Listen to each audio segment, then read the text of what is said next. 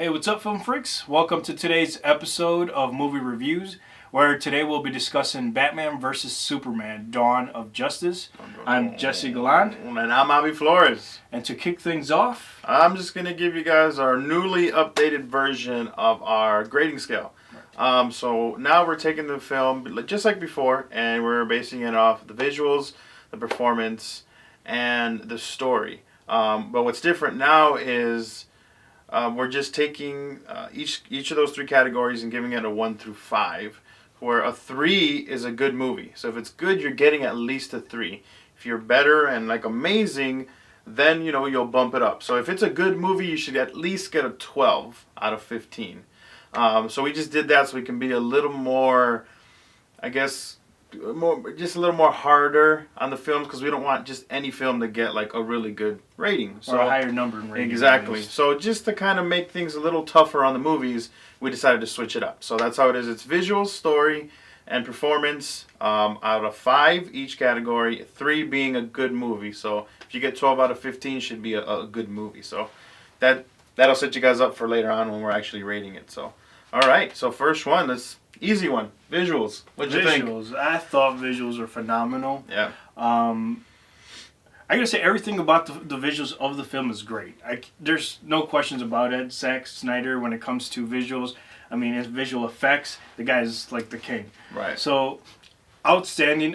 Although I would have to admit that Doomsday was a little cheap. I felt like he was a little plasticky, or like how you were mentioning with. I think it's a perfect comparison would be the Hulk from the original Hulk movie. Yeah. I felt like that was kind of quickly half-assed into the film as a final, preparation. So it didn't get the amount of attention that it should have had. Right. But otherwise, the film overall was fantastic. I mean, stellar. Yeah, I completely agree. Doomsday was the weakest as far as visuals goes. Man, CGI nowadays is just getting insane. Like most of those scenes in the movies, like it just looks real. Like it legit looks like that's Ben Affleck, and I should forget his name. Henry Cavill. Like it literally looks like it's them. Like wow, like that's computer animated stuff, and it looks legit. So I mean that it's amazing, and yeah, just that's the only thing. But it's just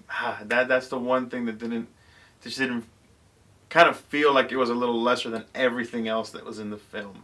Right. So yeah, but it was visually was amazing. It was amazing. There was great shots, like the shot where he was in the mountains. Like that was, I'm pretty sure most of that was fake. Spoiler alert, just FYI. But it looks like legit, like he's in this freaking mountain range. So it was beautiful to watch. I gotta say, my favorite scene, and again, spoiler alert. If you haven't seen it, stop it right here. Go watch it. Come back to us. But the scene where he goes into outer space and he gets blasted with the nuke, and he's sitting there and he's just floating in space. Yeah. I was like, holy crap! That you could tell it's CGI. Right. But it looked amazing. It was just amazing, almost photorealistic. It almost made me think it was real, and then I looked a little closely. I was like, "Oh yeah, it is totally CGI." I thought they were probably going to add like some cosmetics to slowly give that process. Totally CGI. Right. Outstanding. So yeah, I mean, minus Doomsday, I'll give it a 4 out of 5, just for the Doomsday part. I was really hoping we could see him in his full form, just like totally. It looked like they were getting there. So maybe they're saving him for later. I don't know. Maybe he's done. But I was hoping that we could see him just totally just freaked out. Like it looked awesome. So that was just like, dang it. But 4 out of 5, like, hey, it was beautiful, the film. Yes. 4 out of 5 as well. Just from what he was saying, awesome, beautiful, well done. So, right on. 4 out of 5, both of us. Next one, performances. Performances. Going back to what another critic was saying with in regards to Ben Affleck, the biggest complaint and worry about the film became the complete opposite and was the shining point for the majority of the audience. Right. Ben Affleck, outstanding performance. Not only does he look the part for Batman, height, body, muscular, and all that stuff, but he played a damn good, convincing Batman and Bruce Wayne. Right on. Henry Cavill, as always, delivering his performances great great position. I can't emphasize enough how good of an actor he is. Jeremy Irons, great. He was a little bit of the comic relief in that really dark, moody film. So, I mean, everybody did great. As far as Lex Luthor, that was my biggest concern actually out of the whole film, because that quirkiness that they showed in the trailers. But going on 5 times I watched this film now, I can't say that was a disappointment. I have to admit that he grew on me, and I really enjoyed his performance. Yeah, Ben Affleck was amazing. I think the chemistry between him and Alfred, Jeremy Irons, was amazing. Like, they were just so good together, and all of Alfred's little lines towards Batman, it was just, he got me. They were killing me with them lines. Like, it was great. Henry and then Lois. No, the bad guy, Jesse Eisenberg. Oh, Eisenberg. Yeah, I was really worried about him. The times that I would see his parts in the trailers, I was like, oof, like, I don't know if I'm going to like this Lex Luthor. I was more worried about him. Like, he was the one character that I was worried about, but they did a great job with him. Like, for me, it worked. Like, his persona, like, that quirkiness, like, it worked just because of how, like, cynical and insane he was. Like, it played together well. So those two, I think they did fine. To me, the weakest points of the movie were the two ladies, which was Lois Lane and Gal Gadot, which she played in Wonder Woman. I feel like those were the two weakest performances of the film. I think all the men did great. I mean, that sounds wrong, like, but yeah, the women just didn't cut it for me. Lois was okay. My biggest was just with Wonder Woman. I would have to disagree with that one. I think with Gal Gadot, but I think she did great. She didn't have a whole lot of lines, and I don't think it was necessary. Her presence, at least in the scene with her and Bruce Wayne, and they were discussing about the sword, I think she did a phenomenal job for the amount of time and the role that she was given in the film. Was it great overall with the story? Maybe not, but I think it gave me more of a belief that she's going to do well in a standalone film as the leading actress. I don't know how you can say that with the little bit that we got. I mean, I guess, like, when people say, and I've heard the argument about her not having enough lines and that's not considered her acting, I would argue and say Oscar year, what's his face, DiCaprio. I mean, go watch You can't The Revenant, can't and even compare the two. I mean, he doesn't have dialogue. He was all there, and his dialogue was right, but that's you know what I mean? different than like 3 scenes and like that's it. Like, you can't. I could, in a sense, that the argument is she didn't have enough lines, so therefore she didn't perform well. Well, like, to me, it's like not only did she not have enough lines, but the lines that she had were just flat and dull. Like, but I would say then at that point it's not even her fault. It's more so the writers in writing her lines in, and I wouldn't blame her for it. well, she has to deliver the line though. Like, that's her job.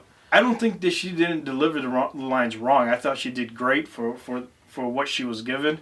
And again, like, I can't emphasize enough that I think with this, she's definitely going to perform well for the standalone film, at least in my point of view. Right. Which I'm a little more worrisome, like, because I didn't really like her, what she gave in the scenes that she was, like her actual acting scenes, like, because the action scene at the end was amazing. Oh yeah, that was great. That was one of my favorite but scenes. Just, I don't know. I'm not like, I'm not at peace about her role as Wonder Woman, but she could totally come out in the film and kill it. She could. Right. I'm not saying she can't.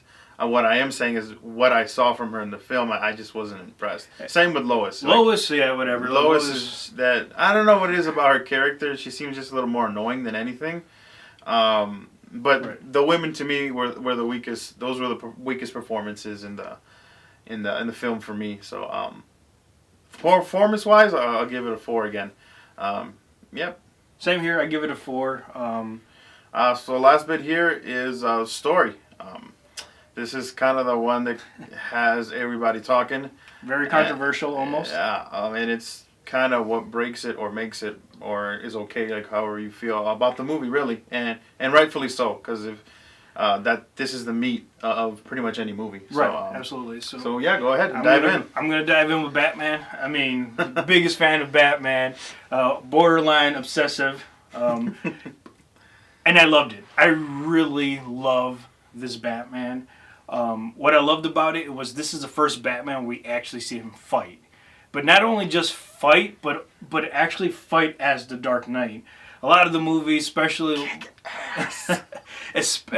with as much as the trilogy, the Nolan trilogy was amazing. Everybody's was great. They revere it, they love it.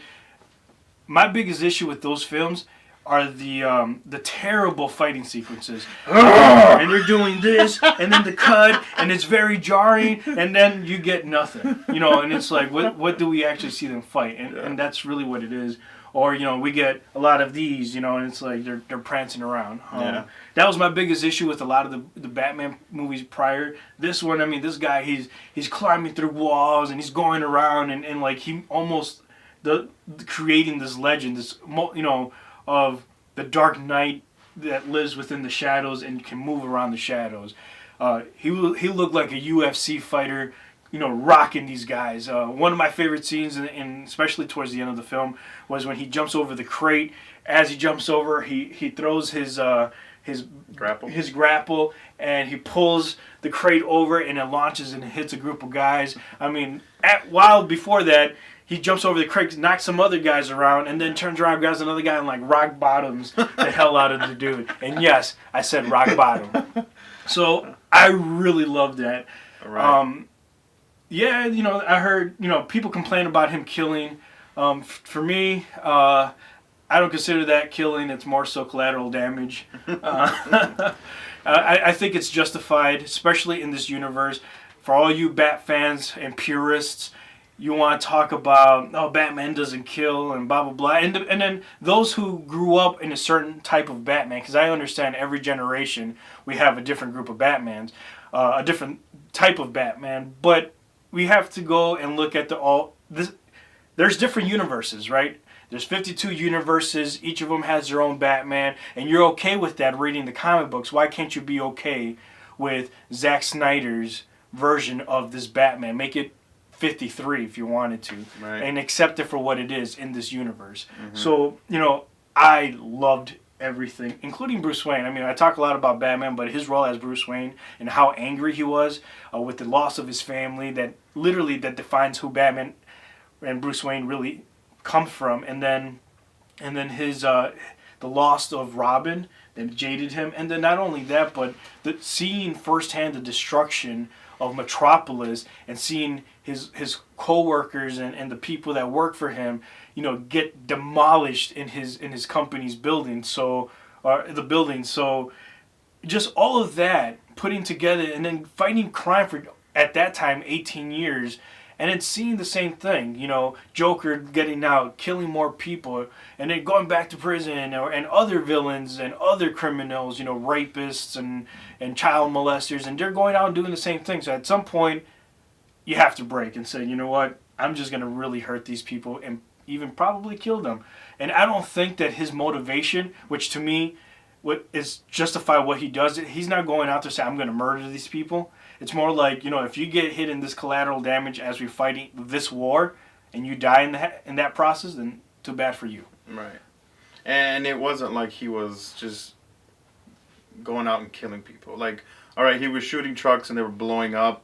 I mean, I can live with that. Absolutely. And the other couple scenes where, like, he throws a guy at another guy with a grenade and he dies, like, I can live with that. And, like, he shoots the guy's tank and it blows up. Like, it's not like Batman is deliberately killing these people. It's almost like the scene in Batman Begins where Batman says, I'm not going to kill you, but I don't have to save you either. And he just kind of lets the train go. And, like, it's the same thing. Like, maybe in a little grittier circumstances, but it's the same principle that Batman stated in Batman Begins. So I think I agree with Jesse where the fanboys really kind of need to loosen up their tidy whities and just embrace this Batman because he is badass. Like, Absolutely. if you didn't love that warehouse scene where he just annihilates like 15 guys, like something is wrong with you and you don't deserve to be a Batman fan. Like, that was ridiculously awesome. Right. So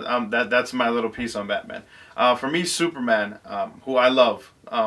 I definitely connect big time with this goody two shoes. Like, I have to be the savior of everything because personally that's how I feel. So I definitely connect with Superman. Um, and I love what they're doing with Superman. Absolutely love it because this is not like one film we're developing this character. We're developing Superman over multiple films, and that is amazing. The first film of Man of Steel, where you take him and he doesn't know what he's supposed to do or who he is, like you see him barely developing his films, and people just go all crazy about him destroying a city. Like, he's or Superman for a day. Like, he doesn't know what to do. Like, this is all new to him, and that continues on in Batman versus Superman, where you see a city that is torn about how they feel towards him, about what he can do and what he should do, and he is feeling that himself. You know, he doesn't know what he's supposed to do or who he's supposed to be yet. Like, he's still struggling with that. So I think it's just great, like showing this turmoil that he feels inside. And in the events of Batman versus Superman, this is legitimately the second circumstance where he finds himself where he has to be Superman. Like rescuing people and you know, Training all cats those out of trees. little things, like that's not him really needing to do that. You know, he's just doing it because he can. But you know, you're fighting Batman and you're fighting Doomsday. Like, this is the second circumstance where he really needs to be Superman. And I love that they went out of their way.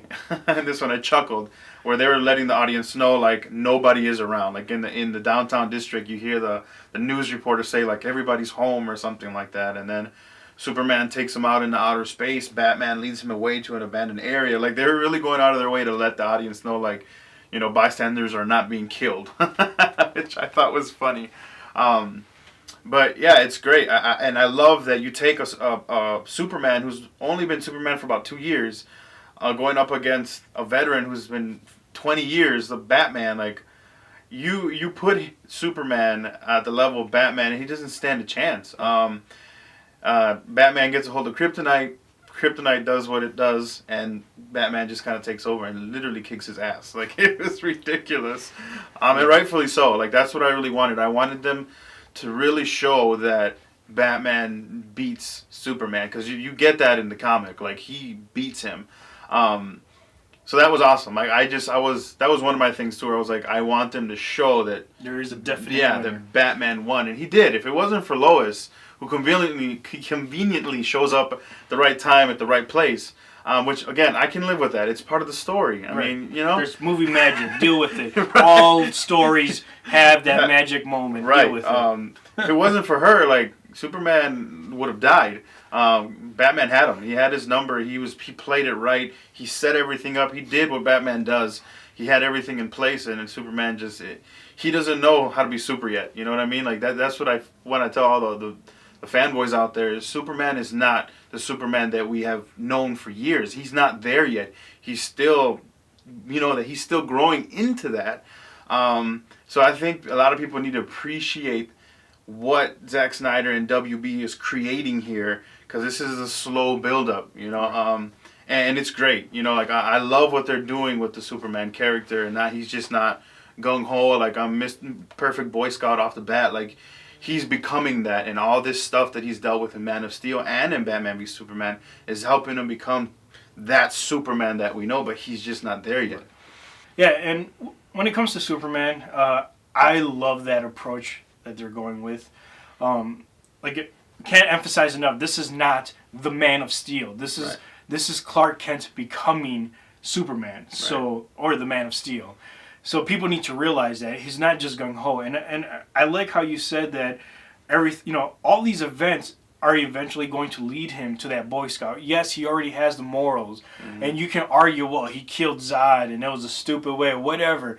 the fact that he killed Zod with the morals that his parents gave him, you know, that really broke him. And you saw that. He even cried in the scene of when he killed Zod. He's like, he didn't want to do it, but he had to. Right. So that alone creates the beginning of that psychology of, I should not kill. Right. But then, like, my argument all the last 2 years when people were complaining about Superman, it's a perfect setup. Why? Because that will let Batman know that he killed once, he's willing to kill. And we can argue that Batman has gone jaded and blah, blah, blah. That's besides the point. The point is that this guy is super powerful. He has the potential to kill. He has killed. And now he's a threat. Right. End of story. So with that being said, Superman is fantastic. I love what they're going with this character. Keep it up, Zack Snyder. Purists, fanboys, I understand your concerns. Get over it. Really appreciate this film. Right. So now we'll touch a little bit on other stuff of the film. One key thing that I hear a lot of people talking about too is motivation. I personally think Batman's motivation is the most solid of the film. Like, he is doing what Batman does, and he is taking countermeasures against something that has the potential to destroy everything. Right. I do not believe for not even a little bit that he is being used by Lex Luthor. If anything, Lex Luthor is using what Batman has already and is just kind of guiding it. Because he's doing what he does. He knows that there's a threat. And, I mean, Batman has countermeasures for every member of the Justice League. Like, this is nothing new. Like, this is who he is. Right. So he's doing that, and he's working that plan out. So I love that Lex Luthor piggybacks off of that to really steer him towards Superman, which he doesn't really have to do much of because Batman already has that in him. Right. And Lex Luthor himself, I think they give me personally enough to understand that he hates Superman because he's this superhuman being. He gives the example of his grandfather and kneeling before tyrants, and that last scene where he's just like, and now God kneels to my level. Like, that you see that he just has this hatred towards Superman because of this power that he has. Right, absolutely. And it doesn't necessarily, the motivation is not the hatred, but the fact that Lex Luthor himself considers himself at some level a god. Right. And that the psychology behind him wanting to be greater above all else is more than motivation to want to stop Superman because, again, there's a threat or there's a being that's greater than he is, and he wants to bring him down so that, again, going back to that very same scene, he kneels before him. So at that point, he felt like he was God. You can just see the enjoyment in his craziness of himself when he has Batman, like, there. Superman, I'm sorry. When he has Superman there kneeling before him, like, you can see that it's just, like, excitement and enjoyment of, like, this is what I want. And speaking of Superman, I definitely think his was the weakest. I think they were setting up something perfect with how much he disliked Batman and his methods, and how he shouldn't be going around and fighting crime the way he was. Like, I thought they were doing a beautiful job. Then they show them meeting for the first time, and he tells him the bat is dead. Do not answer your bat signal anymore. They should have kept going with that because I think if they would have kept with that, a lot of the people, they would have still been complaining about this film because I think no matter what, people were going to complain. But they should have kept going with that because they were starting something so beautiful there.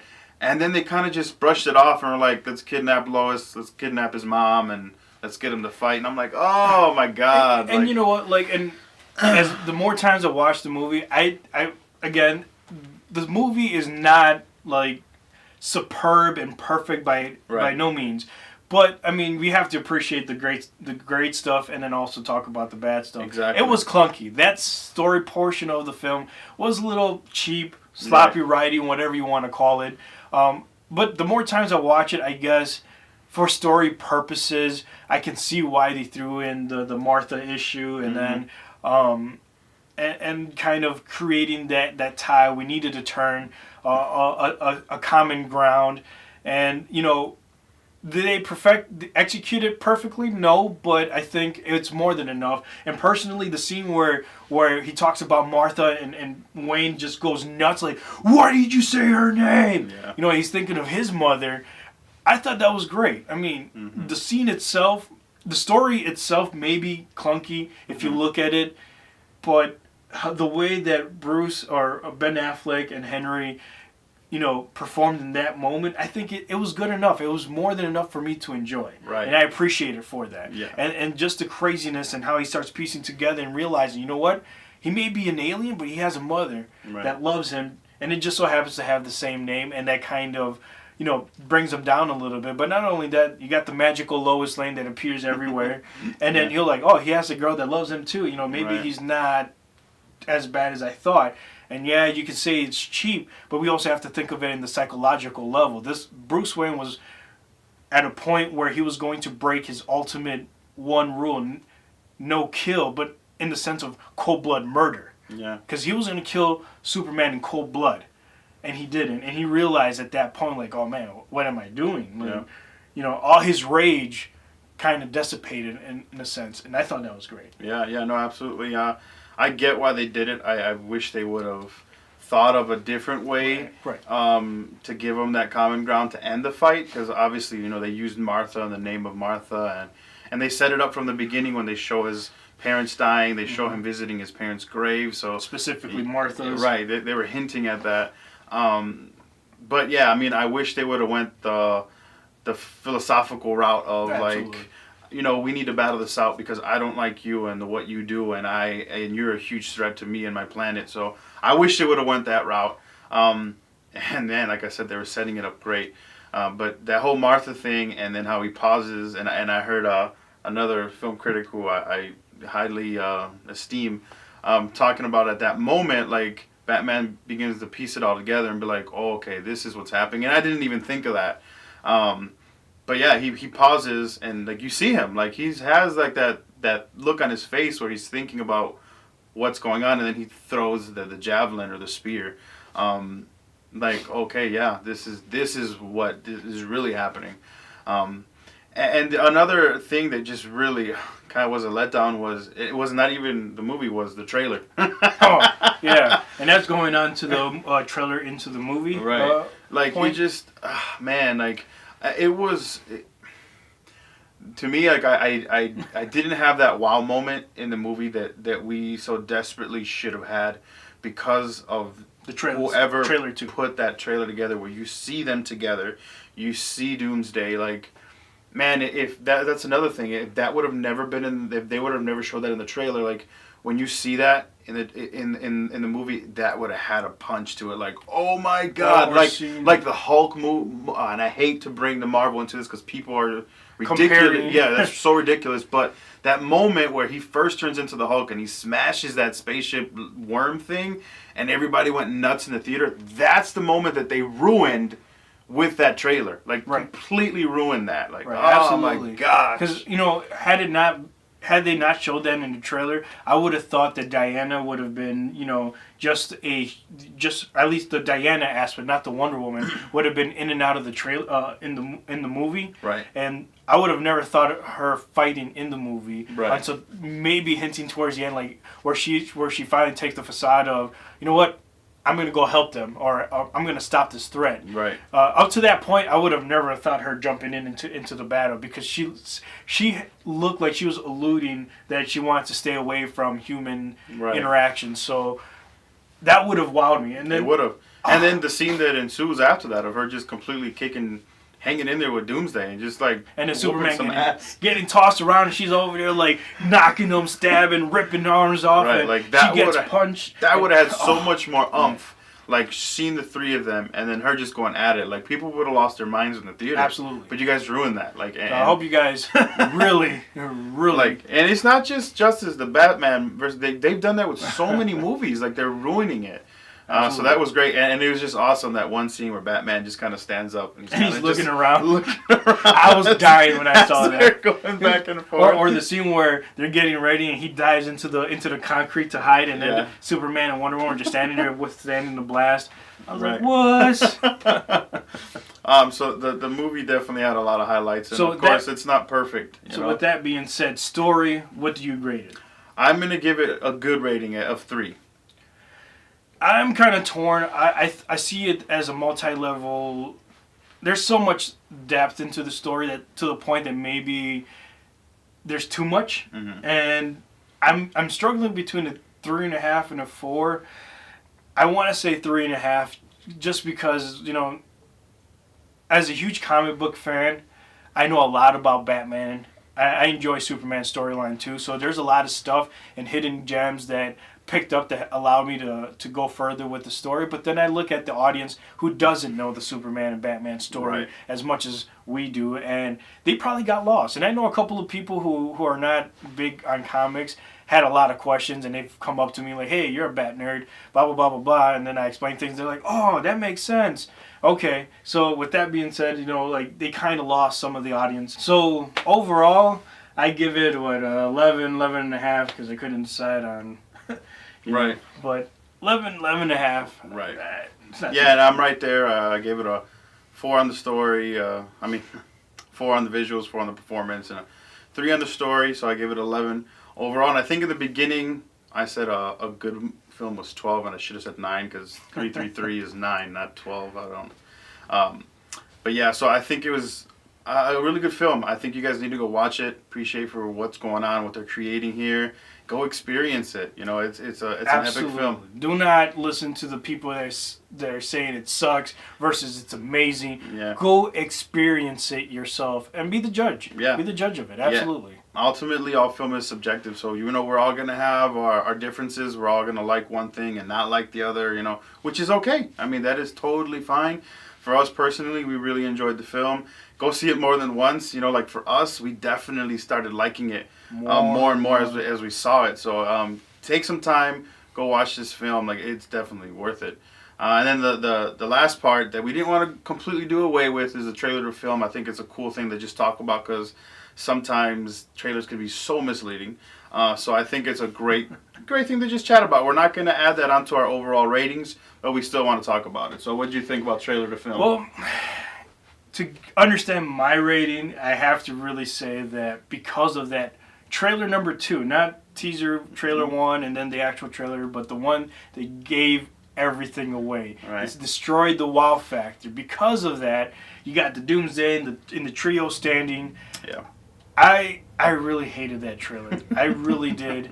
It ruined certain wow factors for me. And because of that trailer, not because the trailer was bad or misleading, Right. but because that one gave us too much information, I'm going to give it a 2. Yeah, no, I completely agree. The teaser trailer was so epic. Like, oh my gosh, that has to be one of the best teaser trailers ever. And the next trailer after that was good, kind of built off the first one, and then they gave us that trailer where it just kind of derailed everything. And like Jesse was saying, it's not that the trailer itself was bad or poorly edited or anything like that. It just, when you give away too much, that's even worse than like a trash trailer. You know what I mean? Like, you're just doing such a disservice To the film, absolutely. Yeah, so I completely agree. I give it a 2. And those are our overall thoughts of the film. Go watch it. Let us know. Talk to us. Absolutely. Give us your opinion. If you don't agree with us, tell us why you don't agree with us. And just have an awesome, engaging conversation. Right on. So, yeah, thanks for watching, guys. Check you guys later. Have a good week. Have a good weekend. Have a good day. Everything. Have a good night. All of that. Night. Dark night. Well, hey, film freaks, if you guys enjoyed watching our video, go ahead and give us a thumbs up. Don't forget to comment, share, and subscribe. And go ahead and check out some of our other videos. Do it now. What's the matter with you? Do it now. Do it. It's not the tumor.